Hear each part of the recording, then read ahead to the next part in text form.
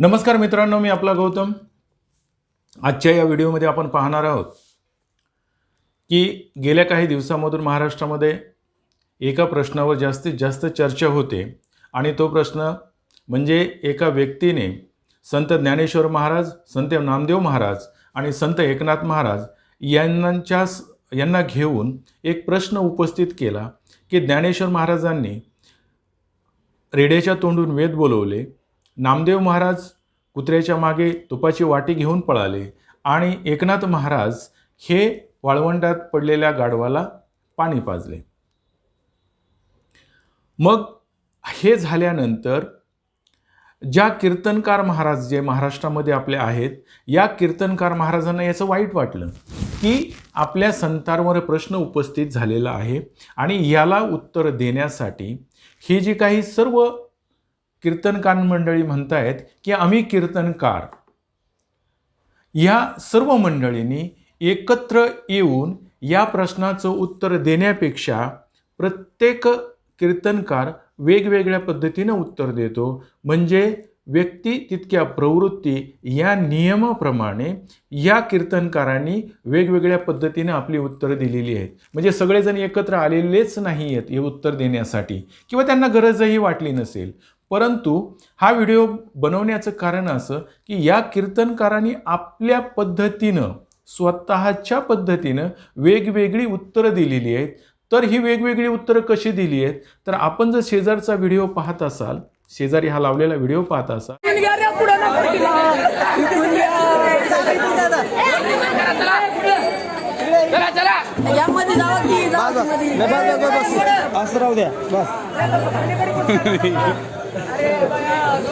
ए मडका जरा इकडे कर रे, असं कर।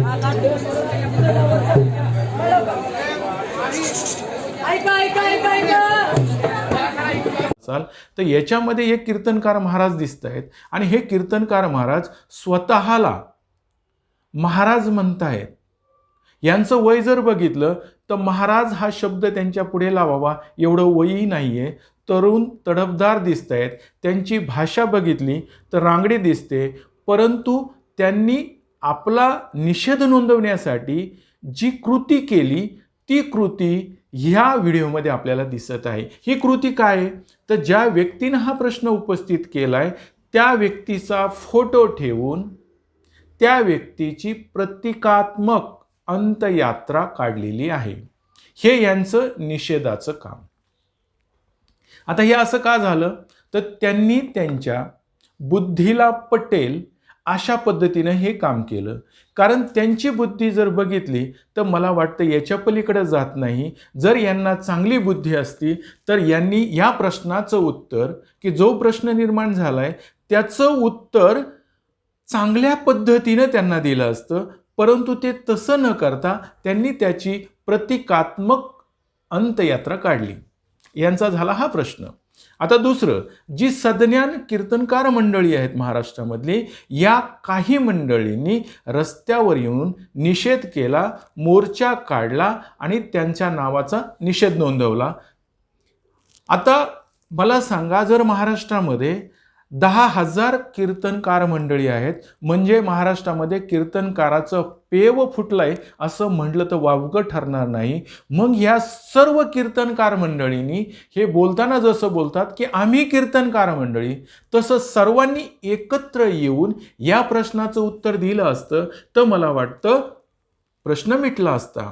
परंतु उत्तर न देता, प्रश्नाचं उत्तर न देता यांनी आपल्या पद्धतीनं, आपल्याला जसं सुचेल त्या पद्धतीनं, म्हणजे व्यक्ती आणि वल्ली किंवा व्यक्ती तितक्या प्रवृत्ती अशा पद्धतीनं ही उत्तरं दिली आहेत आणि इंटरेस्टिंग आहेत। एक प्रेत यात्रा काढतंय, एक रस्त्यावर येते, एक फोटोला चपला मारते, तर काही कीर्तनकार मंडळी जी स्वतःला राष्ट्रीय कीर्तनकार म्हणत असतील, आंतरराष्ट्रीय कीर्तनकार म्हणत असतील, या मंडळींनी काय केलंय, तर आपापल्या कीर्तनामध्ये त्यांच्यावर चिखलफेक केलेली आहे, वाईट शब्द बोललेले आहेत, शिव्या दिलेल्या आहेत, काही गाई म्हशीच्या उपमा दिलेल्या आहेत। हे काम त्यांनी वेगवेगळ्या पद्धतीनं ज्याच्या ठिकाणी केलेलं आहे. पण मला वाटतं आम्ही सगळं कीर्तनकार मंडळी म्हणून त्यांनी एकत्र येऊन या प्रश्नाचं उत्तर शोधलं असतं तर प्रश्न विचारलाय त्याचं उत्तर एक उत्तर गेलं असतं सर्वांनी मिळून दिलं असतं आणि एक उत्तर गेलं असतं आणि हा प्रश्न जागेवर मिटला असता. परंतु असं न होता प्रत्येकाने वेगवेगळं उत्तर दिलं, त्यामुळे हा प्रश्न सतत चर्चेलाही गेलाय. आता हा प्रश्न काय, तर त्या व्यक्तीने विचारले की संत ज्ञानेश्वरांनी वेरेड्याच्या तोंडून वेद बोलविले. नामदेव महाराज तुपाची वाटी घेऊन कुत्र्याच्या मागं पळाले आणि संत एकनाथ महाराजांनी गाढवाला पाणी पाजले. आता हे विचारत असताना हा प्रश्न आज त्या व्यक्तीने विचारलाय असं नाही. मग ती व्यक्ती स्त्री असो किंवा पुरुष असो, मग त्यांना उत्तर देणारी कीर्तनकार मंडळी जी आहेत ती स्त्री असोत किंवा पुरुष असोत, यांनी त्यांना प्रश्नाला उत्तर देणं गरजेचं होतं. बरं, हा प्रश्न आजच उपस्थित झालाय का? तर हा प्रश्न काही वर्षापूर्वी उपस्थित झालाय. हा प्रश्न त्याच्या अगोदरही काही शतकापूर्वी सुद्धा उपस्थित झालेला आहे. परंतु कुठलेही कीर्तनकार मंडळी पुढे येऊन याचं उत्तर देत नाहीयेत, याचं मला आश्चर्य वाटतंय. कारण जर प्रश्न आहे तर उत्तर आहे. जिथं उत्तर आहे त्याला प्रश्न तयार होतो. मग ही मंडळी याचं उत्तर का शोधत नाहीयेत? ही सर्व कीर्तनकार मंडळी सर्व एकत्र येऊन उत्तर का शोधत नाहीयेत? तर मला असं वाटतं की कोणताही विचार करत असताना किंवा कोणतीही गोष्ट स्वीकारत असताना आपण ती गोष्ट किंवा तो विचार 3 कसोट्यावर तपासला पाहिजे. 3 कसोट्या कोणत्या? मग त्या 3 कसोट्या कोणत्या?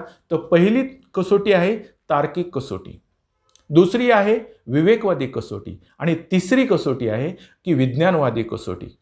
म्हणजे एखादी गोष्ट आपल्या स्वतःच्या बुद्धीच्या कसोटीवर, बुद्धिपटलावर तपासून पाहणे किंवा घासून घेणे. ती गोष्ट आपल्याला पटली तर स्वीकारणे, अन्यथा नकार देणे. पण कोणीतरी आपल्याला सांगते म्हणून ती जशीच्या स्वीकारत जर आपण असाल तर त्या गोष्टीमध्ये आपल्याला काहीच कळणार नाही. म्हणजे आपण अंधभक्त होईल की आपण जसेच्या तसं स्वीकारले, त्याच्यात विचारच करत नाहीये. म्हणजे आपल्याला बुद्धिमत्ता नाहीये का? आणि तुम्ही तर म्हणता की सर्वांना बुद्धिमत्ता आहे. ईश्वराने सर्वांना सारखीच बुद्धी दिली आहे. आपण सर्वजण एकाच ईश्वराचे लेकरं आहोत. मग ईश्वराने एका व्यक्तीला प्रश्न विचारण्याची ताकद दिली आणि त्याच परमेश्वराने ते उत्तर शोधण्याची किंवा ते देण्याची ताकद तुमच्याकडे का नाही दिली? तर सर्व ही कीर्तनकार मंडळींना सांगतो की तुम्ही जर ह्या गोष्टीचा विचार तर्कवादाप्रमाणे केला, विवेकवादाप्रमाणे केला, विज्ञानवादाप्रमाणे केला तर तुम्हाला या गोष्टीची उत्तरं सापडतील, अन्यथा सापडणार नाहीत. पण तुम्हाला याची गरजही वाटली नाही, कारण कीर्तन करणे म्हणजे फक्त रामायण, महाभारत, पोथ्या, पुराण, अभंग, ओव्या यांचा फक्त पाठांतर करणे आणि लोकांसमोर ते मांडणे. त्याच्यामधून आपण जे काम करतो 1-1.5 तास जे त्यांच्यासमोर कीर्तन, अभंग बोलतो, भजन करतो, याच्यामधून जो आपल्याला पैसा मिळतो किंवा जे मानधन मिळतं ते घेणं आणि आपण समाधानी होणं, याच्या पलीकडे तुम्ही जात नाहीत, याच्या पुढे जाऊन विचार करत नाहीत. म्हणून या गोष्टीचे तुम्हाला उत्तरं सापडत नाहीत. बरं, तुमचा जो प्रेक्षक वर्ग आहे, की तुम्ही जो प्रेक्षक वर्ग तुमचा ऐकणार आहे, या लोकांनी कधी तुम्हाला प्रश्नही विचारले नाहीत. परंतु ज्या लोकांच्या डोक्यामध्ये हे प्रश्न निर्माण झाले की कसे वेद बोलवले असतील, तर ती मंडळी म्हणजे ही जी विचार करणारी ही जी मंडळी आहेत, तर ही कोणतीही गोष्ट किंवा विचार हा तर्कावर अवलंबून आहे तो विचार करतात, तो विवेकावर विचार करतात आणि तो विज्ञानावर विचार करतात. म्हणून त्यांच्या डोक्यामध्ये ते प्रश्न निर्माण होतात. तुम्ही ह्या गोष्टी जशाच्या तशा पुढे घेता, कारण त्या गोष्टी तुम्हाला कुठेही विचारल्या जात नाहीत.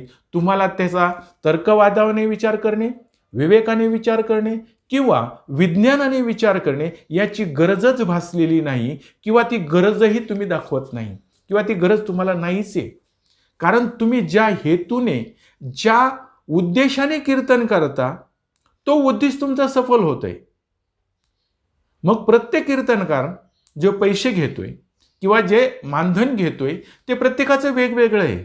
मग मला वाटतं हे सगळे कीर्तनकार येऊन जर एखाद्या प्रश्नाचं सगळ्यांनी एका जागेवर उत्तर शोधलं तर त्यांना उत्तर सापडेल. पण हे एकत्र येतच नाही आहेत, कारण यांची स्पर्धा एखाद्या प्रश्नाचं उत्तर शोधण्यात नाही आहे, तर यांची स्पर्धा की मला ज्या येणारं मानधन त्याच्यापेक्षा जास्त आहे का कमी आहे याच्यामध्ये असावी. कारण आज जर बघितलं तर मानधन यांचं 20,000, 30,000, 50,000, लाख रुपये असतं आणि यांना प्रश्न कुणीही प्रेक्षक बसलेला विचारत नाही. तो हे जे सांगतात ते समोरची लोक मान हलवतात, त्यांच्या होला हो देतात. मग यांना त्याची गरजच काय, कारण यांचा उद्देश सफल होतोय. 2 तास कीर्तन केलं, यांना मिळणारं मानधन मिळतंय आणि हे लोक शांत होत आहेत, यांना काही गरज नाही आहे. परंतु प्रश्न निर्माण होतो की ह्या लोकांनी विचारलेल्या प्रश्नाचं मग उत्तर देणार कोण, कारण हे प्रश्न आजच निर्माण झालेले नाही आहेत, तर पूर्वीपासून प्रश्न विचारले जात आहेत, पण प्रश्नाचं उत्तर कुणी देत नाही. म्हणून तो प्रश्न पुन्हा पुन्हा रिपिटेटिव्ह विचारला जातो आणि तो कंटिन्युअस नाही विचारला, सतत नाही विचारला जाणार. तो कधीतरी 10 वर्षांनी, 5 वर्षांनी, 20 वर्षांनी कुणाच्या तरी डोक्यामध्ये ते येणार की हे कसं झालं असेल. कारण तो जो प्रसंग आहे तो तर्कावर, विवेकावर आणि विज्ञानाच्या कसोटीवर जर घासून बघितला तर तो टिकत नाही आहे. म्हणून तो ही विज्ञानवादी मंडळी आहेत, विज्ञानाच्या अनुषंगानं विचार करणारी मंडळी आहेत, यांना हा प्रश्न पडतोय. पण ह्या मंडळींना त्याचं घेणं देणंच नाही आहे. आणि महाराष्ट्रामध्ये जर आज 10,000 कीर्तनकार मंडळी, भजन करणारी मंडळी जर असतील तर मात्र ते ह्याच्यावर विचारच करत नाहीत, कारण त्यांचा उद्देश इथे सफल होतोय. परंतु याच्यामध्ये मी असं बघितलं की तरुण वर्ग जर आहे तो ह्या प्रश्नावर विचार करत नाही आहे की याच्यामध्ये सहभागी जास्त झालेला नाही आहे आणि त्या तरुणांचं स्वागतच करायला पाहिजे. कारण की मग काही 2-4 मंडळींना हा प्रश्न विचारला की जो प्रश्न विचारला गेला संत ज्ञानेश्वरांबद्दल, जो प्रश्न विचारला गेला एकनाथांबद्दल, जो प्रश्न विचारला गेला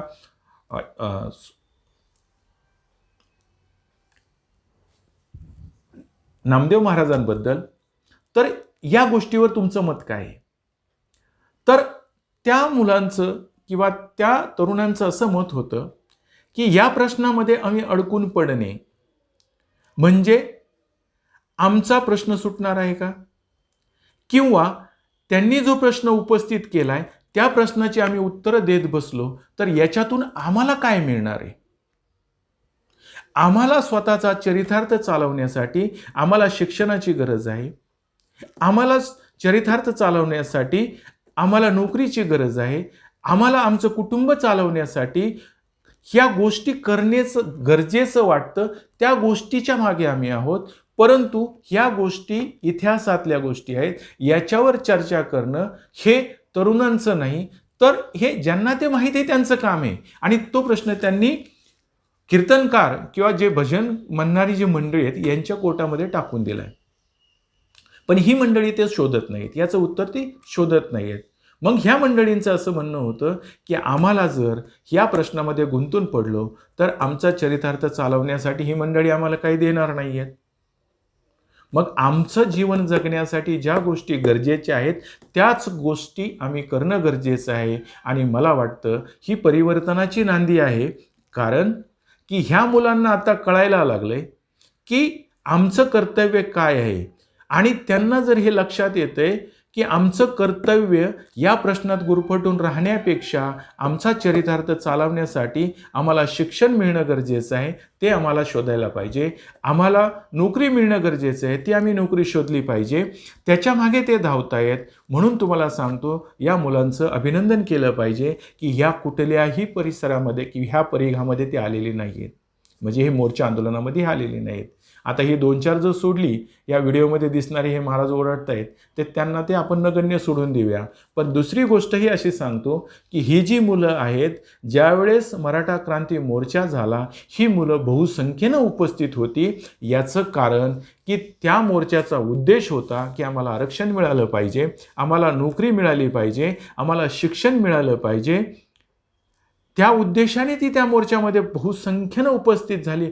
सहभाग सगळ्यात मोठा जर कोणाचा असेल तर या तरुणांचा होता आणि त्यामुळं या तरुणांना स्वागत केलं पाहिजे, या तरुणांचं, की ते मोर्चामध्ये सहभागी झाले.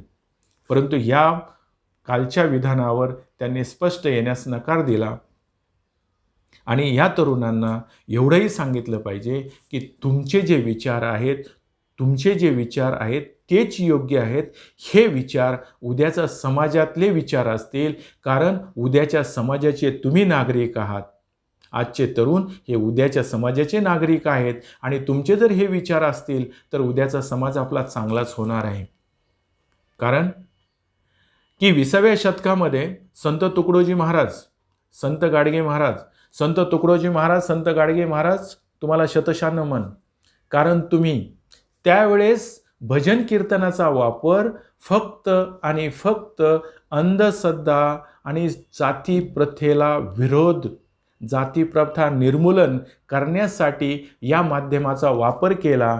परंतु दुर्दैव असं वाटतं की आजची मंडळी, फक्त कीर्तनकार मंडळीविषयी बोलतोय, आजची जी कीर्तनकार मंडळी आहेत, जी चांगली आहेत, त्यांच्यासाठी त्यांना शतशः नमन. परंतु जी काही स्वतःला महाराज, कीर्तनकार, हबप म्हणून घेत आहेत, स्वतःच्या नावापुढं हे नावं लावतायत, या मंडळींना माझा प्रश्न असा आहे की तुम्ही या प्रश्नावर कधी विचार केलाय का? कारण हे त्यावर विचारच करत नाही आहेत. ही मंडळी फक्त आपला उद्देश साध्य करण्यासाठीच बोलतायत आणि आत्मा आणि परमात्मा यामधलं अंतर हे सांगत बसतायत.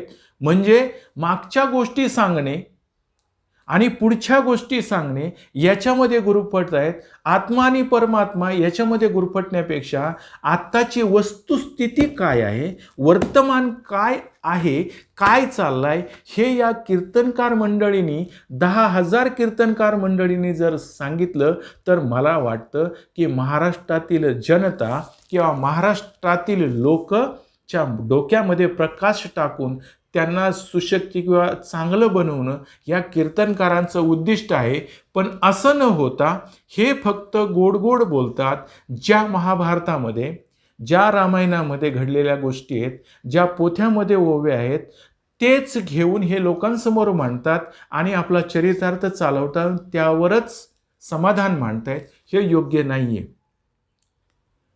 हे कीर्तनाचं माध्यम, हे भजनाचं माध्यम ज्या गाडगे महाराजांनी समाज सुधारण्यासाठी वापरलं, समाजामध्ये असलेल्या अनिष्ट प्रथा रूढीवर कोरडे ओढले आणि त्या सुधारण्याचा प्रयत्न केला. मला वाटतं त्यावेळेस त्यांनी जे केलं, जे समाजामध्ये रुजवलं, आज ते उगवताना दिसतंय. म्हणजे चांगले जे तरुण आहेत अशा प्रश्नामध्ये न गुरफटता ते त्यांचं कर्तव्य काय आहे ते त्यांना कळायला लागलं. म्हणून संत गाडगे महाराज असतील किंवा संत तुकडोजी महाराज असतील, यांना शतशः नमन.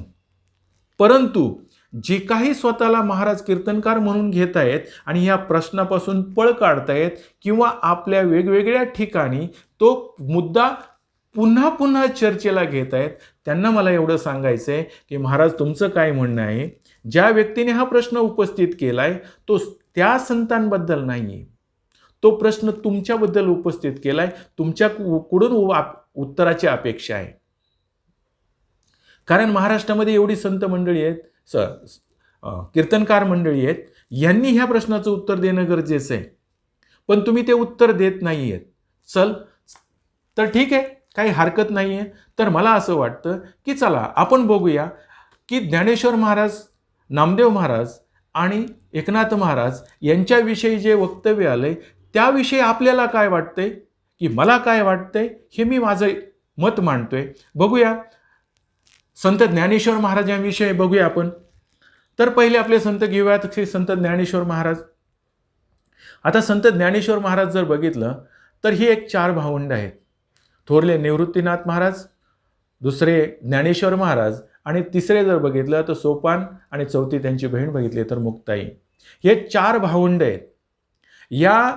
यांच्या वडिलांनी संन्यास घेतला म्हणून संन्याशाची पोरं म्हणून त्यावेळेच्या धर्माच्या ठेकेदारांनी या चौघाही भावंडाचा अतोनात छळ चालवला, बहिष्कृत केलं समाजामधून आणि यांचा छळ चालू केला. बरं, हे करत असताना, हे सहन करूनही या चारही भावंडांनी आपलं जीवन जगत असताना की ज्ञानेश्वर महाराजांचे जे गुरु, त्यांचे थोरले बंधू निवृत्तीनाथ महाराज यांनी ज्ञानेश्वरांना आदेश केला की ज्ञानदेवा, संस्कृतमध्ये असलेली भगवद्गीता तू मराठीमध्ये आणली पाहिजेस आणि ती लोकांपर्यंत पोहोचलं पाहिजे. हे ज्ञान लोकांपर्यंत पोहोचलं पाहिजे. ज्ञानेश्वरांनी गुरुचा आदेश मांडला आणि संस्कृतमध्ये असलेली भगवद्गीता ही मराठीमध्ये आणली. बरं, त्यावेळेस ज्ञानेश्वर महाराजांचं वय किती असेल तर फक्त आणि फक्त 16 वर्षाचं ज्ञानेश्वर महाराजांचं वय आहे. बरं, हे 16 वर्षाचं वय असताना आजचं जर बघितलं आपण आजच्या पिढीमध्ये, तर 16 वर्षाच्या वयाचा मुलगा 10वीला असतो. 15-16 वर्षाचा वयाचा मुलगा 10वीला असतो. या वयामध्ये ज्ञानेश्वर महाराज संस्कृतमध्ये असलेली भगवद्गीता मराठीमध्ये ट्रान्सलेट करतात आणि तीच भगवद्गीता आज आपण ज्ञानेश्वरी किंवा भावार्थ दीपिका या नावाने ओळखतो आणि ते आपल्याला ती सुपूर्द करतात. आता हे ज्ञानेश्वर महाराज एवढ्या लहान वयामध्ये जर हे काम करत असतील आणि त्यावेळेच्या धर्माच्या ठेकेदारांनी, आईत खाऊ मंडळींनी, समाजाला लुबाडून खाणाऱ्या मंडळींना काय वाटलं असेल की जर हा लहान मुलगा एवढ्या वयामध्ये जर हे काम करू शकतो, तर हा मोठा झाल्यानंतर मात्र आपली दुकानदारी, आपली धर्माची ठेकेदारी हा नक्कीच बंद करेल. या शंकेने किंवा भीतीने या माणसाने त्यांचा जास्त छळ करायचा प्रयत्न केला आणि छळामध्ये हा छळ करत असताना जो पुढचा दृष्टांत येतोय की त्यांनी रेड्याच्या तोंडून वेद बोलवले. मला एक साधी गोष्ट सांगा की रेडा म्हणजे काय, तर जी म्हैस आहे तिचं अपत्य रेडा आहे. आता तिला रेडाही होतं, पारडी होते, परंतु हा रेडा जर बघितलं तर माणसाला, जर माणसाचं म्हणजे माणसाने पाळलेला नाही तो ते त्याला मारणार आहे. आपण रस्त्याने जर चाललो आणि 2-4 म्हशी किंवा रेड्या समोरून आला तर माणूस सरमतोय, माणसांनो सांभाळून जा, तो तुम्हाला मारेल. म्हणजे काय की अनोळखी माणसाला हा मारेल. ज्यांनी पाळलंय त्याला मारणार नाही, पण अनोळखी माणसाला मारेल हे त्याला माहिती आहे. तो आपल्याला सावध करतोय. मग ही छळ करणारी मंडळी यांचं मन शुद्ध होतं का? किंवा यांच्या मनामध्ये ही भावना होती का की ह्यांनी ज्ञानेश्वरांना मारलं नाही पाहिजे? तर अशी नक्कीच नाही. ज्ञानेश्वर महाराजांना ह्या रेड्याने मारलं पाहिजे. या रेड्याने त्यांना दुखापत केली पाहिजे, कारण हा अनोळखी आहे. आणि जर मग त्यांनी या उद्देशाने त्यांनी त्याला सांगितलं असेल की ह्या जनावराच्या तोंडून तू वेद बोलायला लाव, तुझ्याकडे ताकद असेल, सामर्थ्य असेल. आता मला सांगा की जी गोष्ट ज्या माणसाला जमते त्याच्याकडे सामर्थ्य आहे ते करण्याचं, परंतु जनावराला आपली भाषा बोलायला कसं लावायचं हे ज्ञानेश्वरांना कळलं नसेल का? परंतु समोरचा माणूस एका 16-17 वर्षाच्या मुलाला हे करायला लावतोय, म्हणजे त्याच्या दुष्ट भावनेतून करायला लावतोय, हे ज्ञानेश्वराला समजलं नसेल का? ठीक आहे, त्यांनी त्याचं ऐकलंही असेल. आणि ज्या वेळेस त्यांनी त्यांच्या डोक्यावर हात ठेवला, तो हात ठेवल्यानंतर त्या जनावराने जो काही आवाज केला तो आवाज म्हणजे वेद होता. हे त्या माणसाने कसं स्वीकार केला? कारण त्या माणसाला जर कळत होतं की ह्या रेडा असं काही बोलूच शकत नाही. बरं, त्या रेड्याने जो काय आवाज केला तो त्या माणसाने स्वीकार कसा केला की हा वेदच होता? त्या रेड्याची भाषा त्या माणसाला कशी काय कळली? कारण की जनावराची भाषा जनावराला कळते, कुत्र्याची भाषा कुत्र्याला कळते, पक्षाची भाषा पक्षाला कळते, मांजराची भाषा मांजराला कळते, मनुष्याची भाषा मनुष्याला कळते. मग ज्या माणसाने त्यांना छळ करण्यासाठी हा उद्देश पुढे घेतला होता की तू रेड्याच्या तोंडून वेद बोलो, त्या माणसाने असं कसं स्वीकार केलं की जो आवाज त्या रेड्याने काढला हा वेदाचाच आवाज होता? बरं, कोणता वेद बोलला? बरं, ज्ञानेश्वर महाराजांनी असं म्हटलंय का की हा वेदच होता? माझा संत मंडळींना प्रश्न आहे की ज्ञानेश्वर महाराजांनी स्वतः अशी पुष्टी दिली आहे का की मी रेड्याच्या डोक्यावर हात ठेवला आणि रेड्याने वेद बोलले? ज्ञानेश्वर महाराजांनी स्वतः ही पुष्टी केली आहे का? बरं, याच्यावर तुमचं मत काय आहे की ज्ञानेश्वर महाराज म्हणले का की रेड्याने वेद बोलले? का तो माणूसच फक्त म्हणतोय की जो माणूस दुष्ट प्रवृत्तीने ज्ञानेश्वर महाराजांना छळत होता? मग जर ज्ञानेश्वर महाराजांना छळणारा माणूसच त्या रेड्याने आवाज केला, तो म्हणतो की हा वेदच होता तो, तर हे कसं शक्य आहे? तर मला असं वाटतंय की कीर्तनकार मंडळी, तुम्ही याच्यावर विवेकाने विचार करा, तर्काने विचार करा आणि विज्ञानाचा आधार घेऊन विचार करा की तुम्हाला हे योग्य वाटतंय का?